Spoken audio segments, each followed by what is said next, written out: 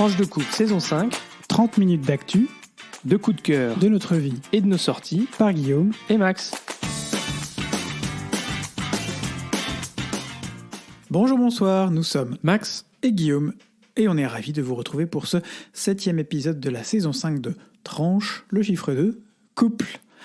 Épisode qu'on a choisi d'intituler Neige et brouillard. Parce qu'il neige, qu'on se les pèle et qu'on sait pas où on va. Merci à toutes et à tous pour votre écoute, pour vos messages, pour votre sympathie, ça nous touche toujours autant. Et on est content de pouvoir enregistrer cet épisode aujourd'hui, le 3 décembre, un épisode qui sera diffusé seulement demain, le 4.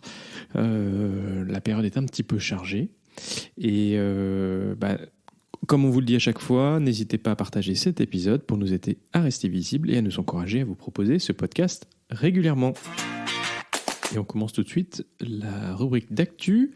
Et Guillaume, tu nous parles de nature ? Absolument, la nature, enneigée, en Belgique, dans les Ardennes, tout ça, ou presque. Je vais vous parler, on va beaucoup vous parler d'Europe dans ce podcast, je vais vous parler de la loi européenne sur la restauration de la nature. Quates ? Eh bien, c'est une loi qui a été votée et adoptée au Parlement européen le 12 juillet dernier. Un texte crucial pour la protection des écosystèmes et pour lequel de nombreux activistes écologiques étaient mobilisés. Présenté en 2022 comme le texte phare du pacte vert de l'Union européenne, proposé par la Commission, il impose aux États membres des objectifs contraignants en matière de restauration des espaces terrestres ou marins dégradés par la pollution et exploitation intensive, et ce, d'ici 2050. Cela passerait également par le verdissement des villes, 10% de la surface de chaque ville existante, la libération des cours d'eau pour limiter notamment les inondations, en faisant en sorte qu'on libère des bords des cours d'eau, on détruise certaines infrastructures qui empêchent les cours d'eau, par exemple, de pouvoir s'étaler plus largement dans des endroits qui naturellement étaient faits pour servir de trop-plein en cas d'inondation. Renforcer les pollinisateurs, et notamment nos meilleurs amis, les abeilles et les bourdons, mais pas que. Restaurer les tourbières et rendre les forêts plus résilientes face au risque de feu notamment. Alors pourquoi les tourbières ? Parce que les tourbières sont des zones environnementales dans lesquelles, qui sont, quand elles sont bien traitées et bien entretenues et pas dégradées par la pollution, elles absorbent le CO2. Quand elles deviennent dégradées et qu'elles deviennent dégradées et polluées, là dans ce cas-là, elles en rejettent. Mais elles sont d'excellentes absorbantes de CO2, comme les forêts d'ailleurs. Il ne s'agit pas ici nécessairement de protéger des zones qui le sont déjà, des zones des parcs nationaux ou des zones d'environnement protégés, mais bien de s'assurer qu'au-delà de ces zones, l'accent soit mis sur une protection générale de l'ensemble des territoires de l'Union européenne. Dans un pays comme la Belgique, par exemple, 95%, 95% des habitats naturels existants sont en mauvais état de conservation.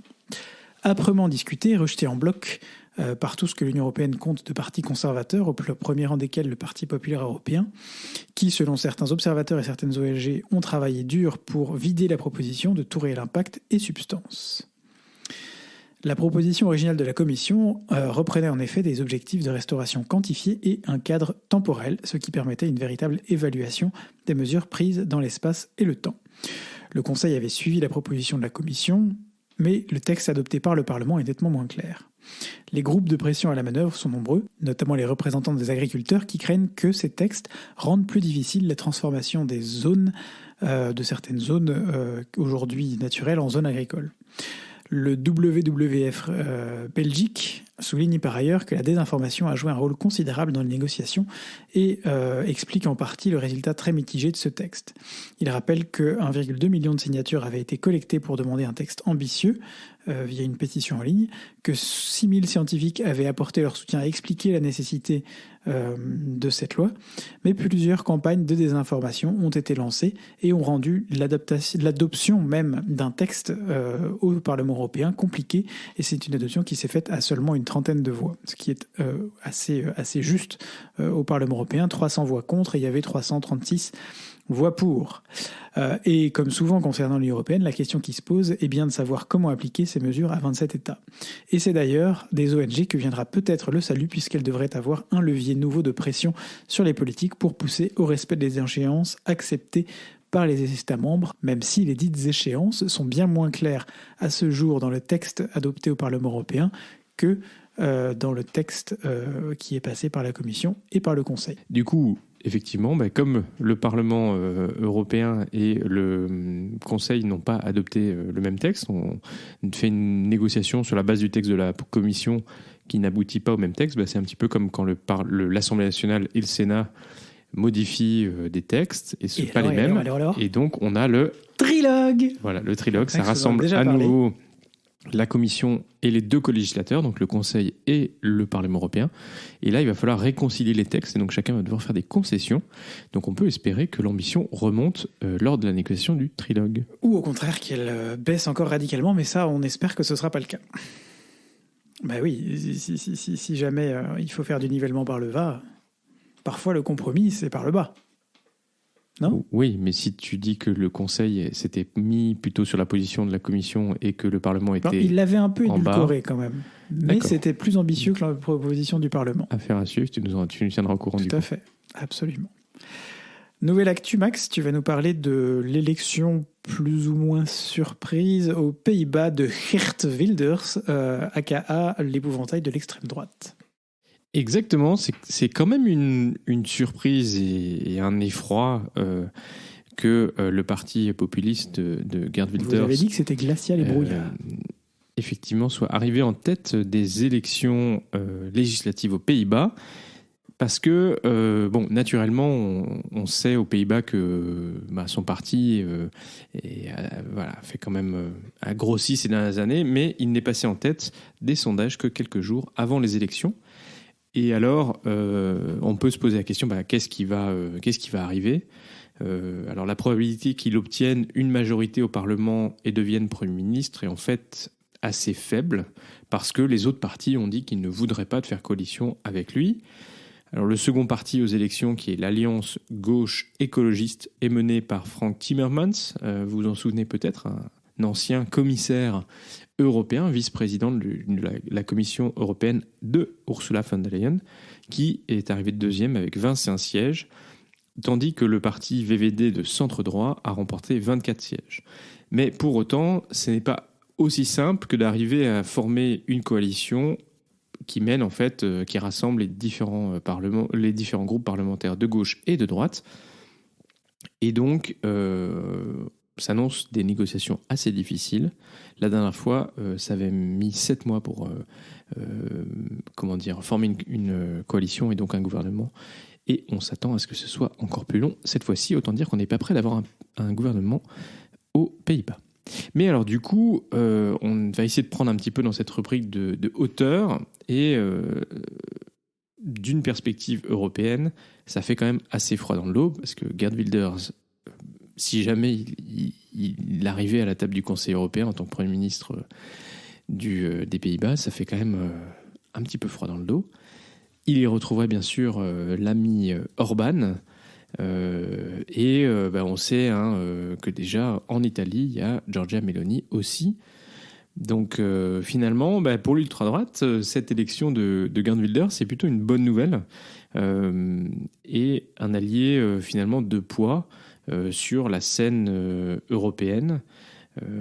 Du côté de la présidente du Rassemblement national à l'Assemblée nationale, Marine Le Pen, comme d'ailleurs du président de la Hongrie, Orban, tous les deux ont félicité Geert Wilders pour son élection le 23 novembre dernier. Et en Italie, c'est le leader du parti d'extrême droite, la Ligue, Matteo Salvini, qui lui aussi ne tarit pas d'éloges pour qualifier ces élections de grand succès et s'afficher en photo avec Geert Wilders. Voilà. Mais finalement, si on prend encore un peu de recul, on a dans 6 mois les élections législatives européennes, le Parlement européen va être renouvelé. Et donc là, il y a quand même une grande crainte parce que dans près d'une douzaine de pays européens, notamment en France et en Allemagne, on a des partis anti-immigration, voire anti-musulmans, qui sont, ou anti-islam, qui sont vraiment en force et qui arrivent dans les sondages assez haut. voire en première ou en seconde place. Donc, Rassemblement national en France aujourd'hui est en tête des sondages. Et il y a un peu une espèce de coalition de ces partis d'extrême droite pour essayer de s'organiser autour d'un programme commun. Et d'ailleurs, ils vont se réunir, ou ils se sont réunis aujourd'hui à Florence, à la forteresse Médicis, pour essayer d'initier leur campagne pour les élections européennes et avoir un espèce de manifesto commun. Et c'est vrai qu'aujourd'hui, on peut quand même se demander, vous l'avez entendu dans la rubrique précédente, le Parlement européen, c'est quand même le co-législateur avec le Conseil. Et donc, si on a un fort groupe de l'extrême droite au Parlement européen, ça va quand même avoir un impact fort. Et souvent, ces poussées de l'extrême droite, eh bien, elles se traduisent aussi par potentiellement des partis qui prennent le pouvoir, hein, comme en Slovaquie ou en Hongrie, en Italie. Et donc, il peut y avoir aussi une forte poussée dans la représentation des gouvernements et donc au Conseil, et donc potentiellement des lois qui sont portées et aussi pour influencer la Commission européenne vers une orientation qui est clairement populiste. Et ça, je crois qu'il faut qu'on en ait tous bien conscients quand même. Donc vous avez tous une voix à jouer parce que pour les élections européennes, chacun de nous peut voter et influencer le résultat des élections. Chaque voix compte, encore une fois, c'est proportionnel. Merci Max. Alors, du brouillard surgit l'air hagard, un revenant. Un revenant au Royaume-Uni, Guillaume. Unexpected, devinez, qui revient après être...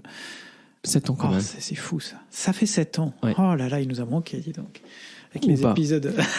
Alors, à la surprise générale, c'est effectivement David Cameron qui a été nommé le 14 novembre dernier ministre des Affaires étrangères britannique. Et c'est un comeback tout à fait inattendu parce que vous vous souvenez, le 24 juin 2016, le lendemain de la victoire du Leave, donc pour sortir du Royaume-Uni, lors du référendum sur le Brexit, eh bien, David Cameron, qui était Premier ministre, avait annoncé depuis le perron de la résidence officielle à Downing Street sa démission, puisqu'il s'était opposé au Brexit, mais c'était lui qui avait lancé ce référendum. Et donc, à l'époque, Cameron sait qu'il restera à jamais dans l'histoire comme celui qui a déclenché finalement cette sortie du Royaume-Uni de l'Union européenne. En fait, on parle en ce moment d'ailleurs du retour de Jérôme Cahuzac dans la vie politique française. Finalement, si Cameron revient, pourquoi pas Cahuzac, hein ? Ouais. Mais du coup, Cameron, lui, il n'avait pas fondamentalement envie. Il avait d'autres ambitions que de rester là-dedans. Et après quelques années où il s'est tenu à l'écart, eh bien, ça a été une grande surprise pour tout le monde quand le Premier ministre britannique Rishi Sunak l'a nommé à la tête de la diplomatie britannique dans une période particulièrement chargée entre la guerre d'Ukraine et celle de Gaza. Et voilà, c'est quand même une surprise parce que, effectivement, je le disais, David Cameron, ça faisait 7 ans qu'il était parti de son poste de Premier ministre et qu'il avait finalement quitté la scène politique, même si récemment, il était sorti de sa réserve pour critiquer le Premier ministre actuel. Voyons. Et donc, finalement, c'est un peu étonnant aussi parce que... finalement, comme il a critiqué le Premier ministre, mais que le Premier ministre fasse appel à lui, c'est un peu une surprise, mais ça montre aussi combien le Parti conservateur au pouvoir est au plus mal. Et c'est une tentative de Rishi Sunak d'essayer de tenter de sauver sa majorité à l'aube d'élections qui doivent se tenir au plus tard d'ici une année et que Rishi Sunak pourrait déclencher un moment qui est peut-être un peu plus favorable dans les mois qui viennent. Mais clairement, aujourd'hui, c'est le parti travailliste, Labour, qui probablement gagnera les prochaines élections. Alors si vous vous posez la question, le Parti travailliste n'a pas décidé de rejoindre l'Union européenne. On peut s'attendre à ce qu'il y ait des coopérations un petit peu plus, un peu accrues, parce qu'aujourd'hui, quand même, le peuple britannique, dans sa grande majorité, souhaite se rapprocher de l'Union européenne. Certains regrettent le choix finalement qui a été fait de quitter l'Union européenne, mais politiquement, aucun des deux partis n'est prêt à formellement demander à rejoindre à nouveau l'Union européenne. Voilà pour cette rubrique d'actu. Et Guillaume, c'est toi qui nous fais la rubrique Belgitude aujourd'hui. sur un sujet peu connu, absolument très important. mais très important. Mais malheureusement peu connu, y compris des Belges eux-mêmes. Alors, on est parti Alors pour ça, ce c'est quand petit même- point belgitude consacré à la Brabançonne.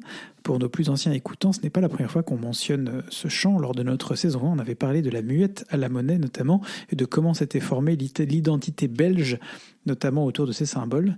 Et d'un couac lors du match Belgique-Azerbaïdjan il y a quelques semaines, où l'hymne de l'équipe invitée n'était pas celui de l'Azerbaïdjan, mais celui de la Suède. Moment de confusion naturellement qui nous amène à étudier la relation compliquée entre les Belges et leur hymne, trilingue, naturlich. La légende veut que la Brabançonne se serait d'abord appelée la Bruxelloise. Elle aurait été créée dans un café bruxellois un soir de septembre 1830 par un soldat, Hippolyte Louis-Alexandre Dechet, Ah oui, quand même compliqué comme nom. acteur français au Théâtre de la Monnaie, voilà, encore et toujours la Monnaie, mieux connu sous le nom de Genneval, qui commence à réciter les vers d'un texte qu'il avait composé et qui traduit les aspirations des révolutionnaires de l'époque. On rappelle, la Révolution belge N'a pas a coupé la tête. débuté. On n'ont coupé la tête à personne. Ils auraient bien aimé couper la tête à Guillaume d'Orange-Nassau à l'époque, le prince des Pays-Bas. Mais la Révolution a donc commencé à l'Opéra, à la Monnaie, pendant une représentation de la fameuse muette. Et a amené les premières paroles de cet hymne à être quand même relativement anti-prince d'Orange-Nassau, on va pas se mentir.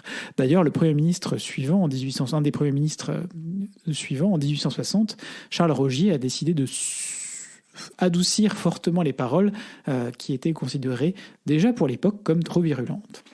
Il n'a pas fallu attendre très longtemps pour que ce texte, qui embrassait les idées révolutionnaires, soit mis en musique par un ténor, François van Campenhout.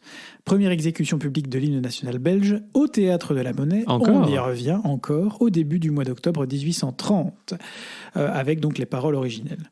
La partition a donc été naturellement modifiée pour l'adapter aux paroles de Charles Rogier. Alors, ce qui est drôle, c'est qu'il n'existe pas de version officielle de la Brabançonne. En France, la Marseillaise, on a des versions officielles qui sont validées dans le journal officiel. Chaque fois qu'il y a un petit changement, ça doit tout passer par des commissions, puis le journal officiel. Mais non, en Belgique, il n'y en a pas. Différentes commissions ont été chargées d'examiner son texte, et des commissions ont été chargées d'examiner les commissions qui examinaient le texte, naturellement, et la mélodie, et d'en établir une version officielle. Sans succès, leurs travaux n'ont jamais abouti. Donc en Belgique, que nenni, on a un hymne dont on trouve des paroles en 3 langues, en français, en néerlandais, en allemand, mais qui sont des paroles qui n'ont jamais été vraiment validées et confirmées par personne officiellement, par le gouvernement fédéral en tout cas. On nous y répondra, oui, mais c'est la Belgique, donc peu importe, c'est pas le gouvernement fédéral qui va décider pour les hymnes locaux, régionaux, c'est chaque région qui va décider. Soit, mais les régions n'ont pas décidé non plus. Alors, c'est une petite évolution cependant cette année. C'est depuis le mois d'août donc 2023 que la Belgique a demandé à ce que soit joué pour les matchs des Diables Rouges, l'équipe de football masculine, une version officielle non pas en 3 langues d'affilée, comme ça existait auparavant, comme le chantait en tout cas chaque joueur chantait dans sa langue locale, régionale, /communautaire l'hymne, mais en 3 langues mixées pour améliorer la connaissance linguistique et l'intégration des joueurs. Donc ce que tu es en train de dire, c'est qu'il y a une 4e version en fait. Et ben là, il y a une 4e version qui est sortie dont l'association belge de football a demandé qu'elle soit la version officielle de l'hymne pour les compétitions. Alors, est-ce que les Belges ne connaissent pas la Brabançonne ? On pourrait ressortir de cette vieille archive d'un Premier ministre qui, a une quinzaine d'années, quand on lui demande de fredonner l'hymne national, commence à nous faire... Autant dire, je crois que c'était Yves Le Terme, qu'il s'est fait un peu recevoir, puisque c'est un peu embêtant de commencer à chanter la Marseillaise. Bon, rendons tout de même à César ce qui est à César, et aux Belges ce qui est aux Belges. Et mentionnons qu'en France, où pourtant l'hymne est en une seule langue, en français, selon une étude parue en 2016, pas trouvé plus récent, mais ça n'a pas dû fondamentalement changer malgré le SNU, Service National Universel, où bien entendu les participants apprennent la Marseillaise, seuls 3 Français sur 10 étaient capables de chanter le refrain de la Marseillaise par cœur. Ah là là, toutes ces icônes qui... Ah oui, le refrain, oui, bien sûr. Même pas les couplets. Les couplets. Bien sûr. En même temps, vous me posez la question, je ne suis pas certain que je connais au-delà du 2e couplet. Ah oui, ça casse le mythe quand même. Hein. C'est le brouillard dans les hymnes nationaux. Rubrique vite couple maintenant. Alors on est un peu dans le brouillard parce qu'on se dirige vers Noël, mais comme depuis quelques mois, c'est toujours un peu compliqué pour nous, mais on voulait quand même vous parler de ce que c'est que l'esprit de Noël pour nous et comment on essaye quand même de faire en sorte que dans notre maison règne un esprit de Noël. Alors vas-y Max, raconte-nous ton esprit de Noël. Le traquenard. T'as vu Merci Guillaume. Je te passe la parole, je suis Exactement. sympa. Mais t'inquiète pas, je vais te repasser la parole très vite. Je m'en doute. Et oui, donc parce que depuis le 24 novembre, eh bien, conformément à ce que vous avions annoncé dans le dernier... constitution de notre couple, dans la charte de vie. Article 37, alinéa 3. Eh bien, les chants de Noël ont commencé à résonner dans cette maison.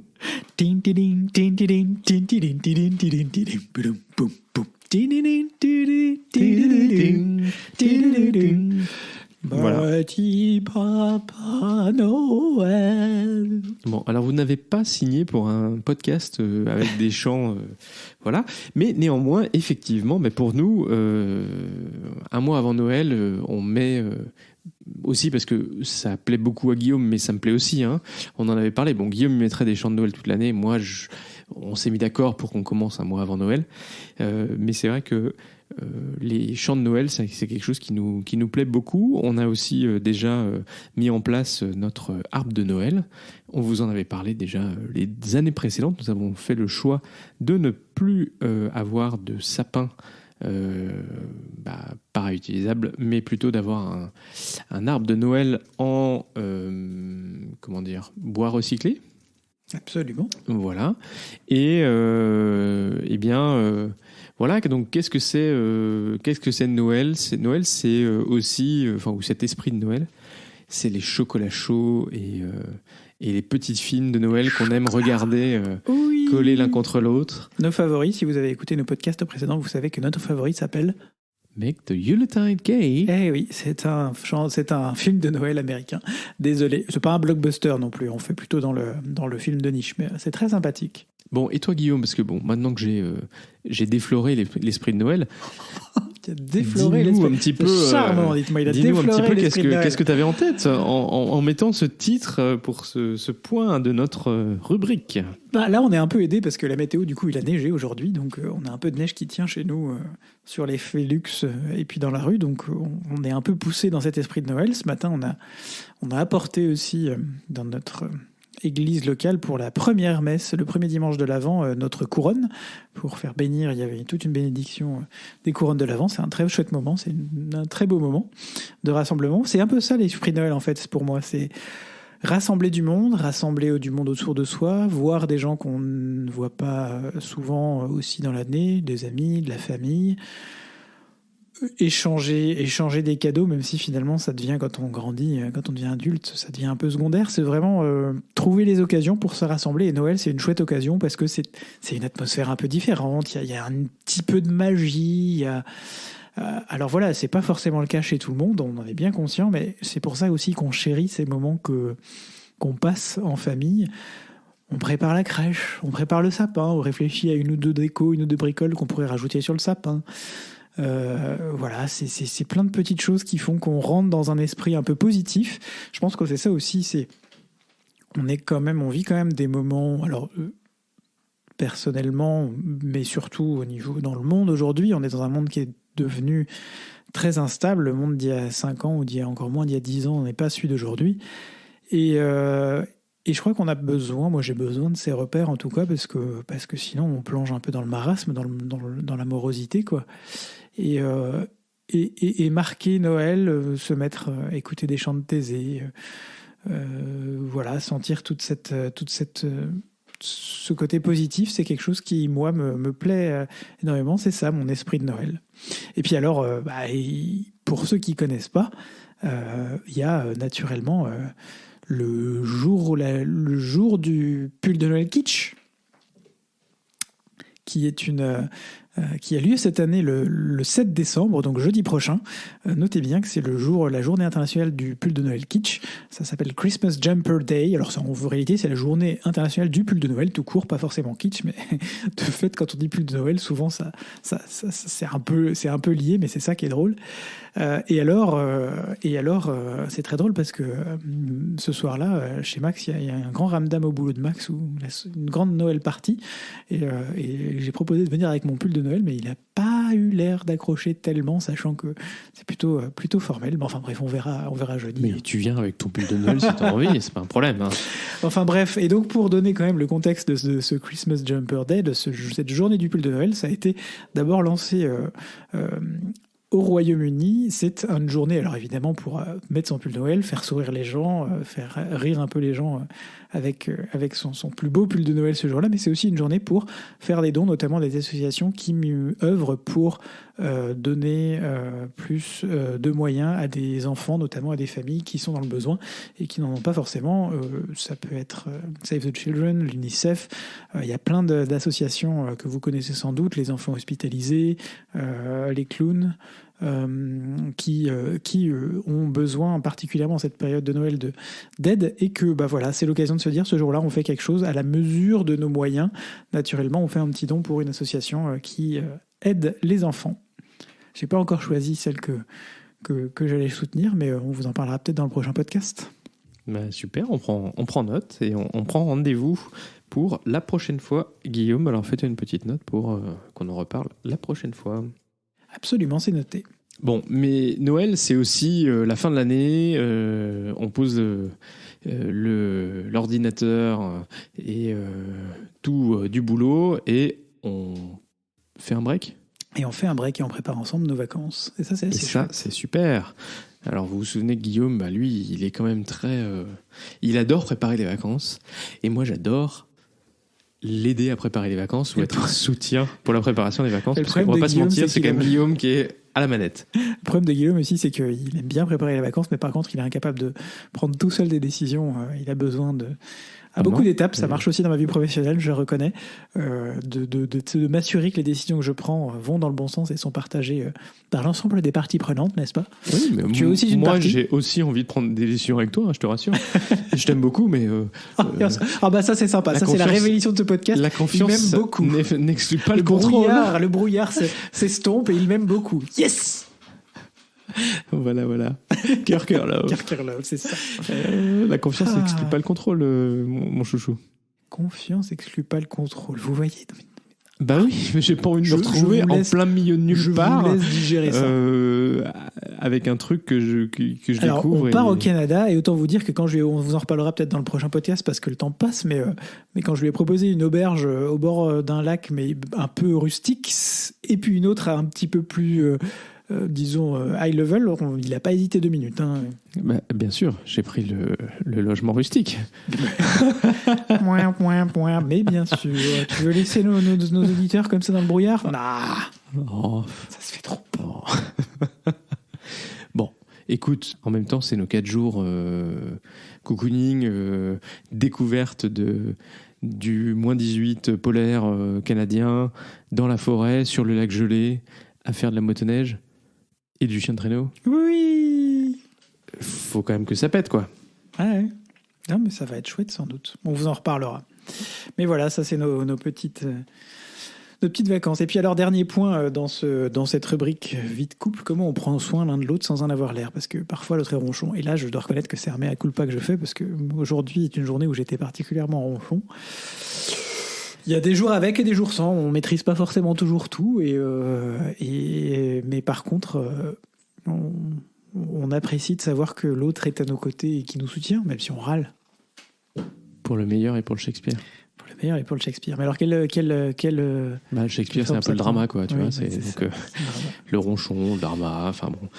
Et oui. Mais quelle forme ça prend, du coup, pour toi, Max? De quoi? De prendre soin de l'autre? Prendre soin, par exemple, de moi quand je suis ronchon. Tenir la main, de te faire des câlins. J'essaie de te dire que tout va bien se passer, que tu vas y arriver, qu'on va y arriver. Et voilà, simplement d'être là pour toi. Après, parfois, C'est une petite attention je aussi. me prends un petit mur, je me prends un petit... voilà, il faut persévérer. Et il est persévérant, le bougre. Il essaye d'être persévérant. Écoute, c'est normal quand même. Et pour clôturer, Guillaume, aujourd'hui, tu nous fais une petite rubrique spiritualité pour changer. Absolument. Rubrique spiritualité parce que on a assisté hier soir à la passation de flambeau entre frère Aloïs et frère Matthew. Il n'y avait pas vraiment de C'était flambeau. le samedi de décembre, à la veille de l'Avent.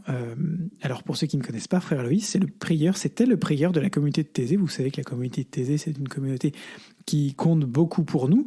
Pour rappel, c'est une communauté monastique œcuménique basée à Thésée en Bourgogne, qui compte aujourd'hui une centaine de frères catholiques et de diverses origines protestantes, de 30 nationalités, 75 à Thésée et 25 dans 7 fraternités à travers le monde, Asie, Afrique, Amérique latine et Europe. Et donc la communauté a vécu un moment qui ne lui était simplement jamais arrivé dans ses 80 ans d'histoire. En effet, c'est la passation de charge entre deux prieurs, ça ne s'était jamais produit. Malgré ses donc 80 ans d'existence, la communauté n'a connu que 3 prieurs. Et là, je me rends compte qu'une partie de mon texte a été gentiment effacée par moi, sans doute. Donc, je vais improviser. Merci Google Doc. Et pourquoi donc Guillaume n'a-t-elle connu qu'une seule cérémonie de passation alors qu'il y avait 3 prieurs Parce que le premier prieur de la communauté, frère Roger, a été malheureusement assassiné en 2005 par une fanatique d'origine roumaine pendant une prière en août 2005, et que donc il n'y a pas eu de passation formelle avec frère Aloïs qui lui a succédé. Frère Aloïs savait, et la communauté savait que c'était son successeur désigné, mais voilà, il n'y a pas eu de passation. Donc hier, c'était une grande première pour la communauté. Alors frère Aloïs, il a quand même connu 18 ans comme prieur cette communauté, c'est beaucoup. Il a connu des moments pas faciles, notamment toute la gestion des abus. Il y a eu aussi toute une série de mesures mises en place à Thésée après la découverte d'un certain nombre d'abus dans les années 80, notamment dans la communauté, 70-80. Il a connu aussi toute une transition, et il connaît la transition aussi religieuse, des jeunes qui s'intéressent moins à la religion, comment les intéresser toujours. Alors, la communauté de Thésée, c'est très particulier, donc il y a toujours eu quand même cette spécificité qui fait que les jeunes y viennent, mais voilà, ça a été pour lui, il l'a dit dans plusieurs interviews, notamment à La Croix, que pour lui, c'était une décision qui était logique après 18 ans de vie commune. Il a donc consulté les frères. La règle de Thésée prévoit en fait simplement que le prieur va désigner un frère pour assurer une continuité après lui. Il dit avoir senti le besoin de consulter donc les frères, je le disais, avant de décider quel sera le nouveau prieur. Il a prié, réfléchi, et puis il a décidé que ce serait frère Matthew, un Britannique qui est né en 1965 à Pudsey, au Royaume-Uni, et qui est rentré à Thésée à 21 ans. Andrew, il est anglican, alors c'est aussi un symbole, puisque frère Roger était protestant, frère Aloïs était catholique d'origine, et puis, il est toujours d'ailleurs, et frère Andrew est anglican. C'est une alternance d'appartenance confessionnelle d'un prieur à l'autre que frère Aloïs voit comme un signe important, un rappel de la vocation de la communauté à chercher l'unité chrétienne et à être, selon l'intuition de son fondateur, une petite parabole de communion. Donc hier, c'était le passage de relais, qui a permis donc de faire que frère Matthew est désormais le prieur officiel de la communauté de Thésée, le gardien de la communion de la communauté. Le serviteur de la communion. La communion. Oui, serviteur de la communion, si, je t'assure. Et c'est lui qui, donc, notamment, présidera aux prochaines rencontres européennes qui auront lieu à Ljubljana, en Slovénie, du 28 décembre au 1er janvier. Merci beaucoup, Guillaume. Et effectivement, un moment important pour cette communauté qui est chère à notre cœur. Et bien voilà, c'est déjà la fin de cet 7e épisode de la saison 5. Alors si vous êtes arrivé au bout, bravo et merci, on est très heureux de vous compter parmi nos auditeurs. Si ce podcast vous plaît, faites-le découvrir autour de vous et n'hésitez pas à mettre une note, un commentaire sur Apple Podcasts, Spotify ou votre logiciel de podcast préféré, un like sur YouTube ou Twitter ou X. Blue Sky. On a un compte Blue Sky maintenant ? On a un compte Blue Sky, effectivement. Il va falloir que j'alimente un peu, je suis désolé, je suis un peu... Mais voilà, priorité. Et puis surtout, partagez. Voilà. Et surtout, faites-nous un petit message, ça nous fera super plaisir de savoir que vous avez écouté cet épisode et que vous êtes arrivé jusqu'au bout. Alors le podcast est diffusé le lundi tous les 15 jours. Cette semaine, il n'y aura pas de diffusion le dimanche soir parce qu'on est un peu à la bourre. Mais d'ici au prochain épisode, on vous souhaite plein de bonnes choses. On vous fait de gros bisous et à très vite pour de nouvelles tranches sous la neige.